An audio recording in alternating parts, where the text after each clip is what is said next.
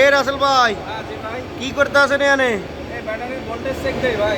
ও, কিসের ব্যাটারি ভাই? এগুলো আমাদের ডিজেল ইঞ্জিন, ডিজেল ইঞ্জিনের ব্যাটারি ভাই।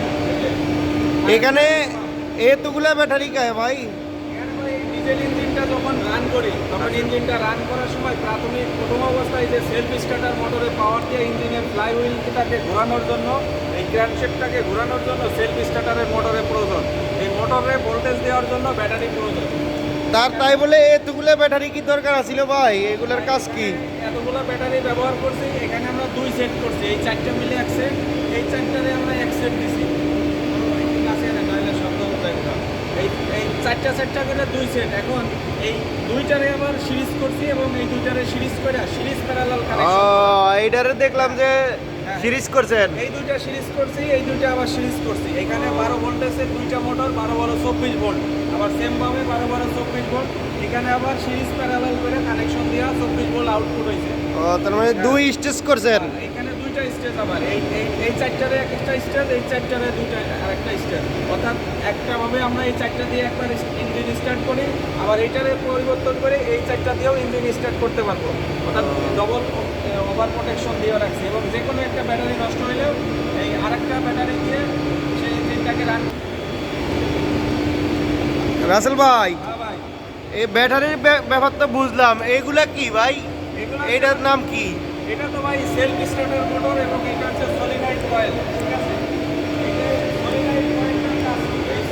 এই সলিনয়েড কয়েলের এইখানে একটা লিভার আছে। এই ইঞ্জিনের যে সেলফ স্টার্টারের মোটরের যে পুলি আর এই ইঞ্জিনের ক্র্যাঙ্কশ্যাফটের যে ফ্লাই হুইল থাকে, এই ফ্লাই হুইলটাকে ঘোরানোর জন্য এই সেলফ স্টার্টার মোটর ব্যবহার করা হয়। যখন এই সেলফ স্টার্টার মোটরের ব্যাটারি পাওয়ার যায়, একইভাবে এই সলিনয়েড কয়েলের এই লিভারটাও একই সাথে কাজ করে। এখানে কি 2টা মোটর নাকি ভাই? হ্যাঁ, এটা 2টা স্টেজ করছি।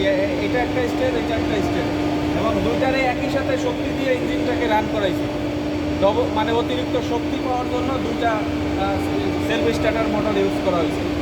এবং এখানে আমরা 2টা স্টেজে রাখছি, 4টা 8টা ব্যাটারি না, 2টা স্টেজে রাখছি। ইঞ্জিন এখানকে দিয়েও রান করাইতে পারবো, এটা দিয়েও রান করাইতে পারবো। ও, যাক। প্রথমে এই যে একটা 4 স্টেজ রিলে আছে, এই 4 স্টেজ।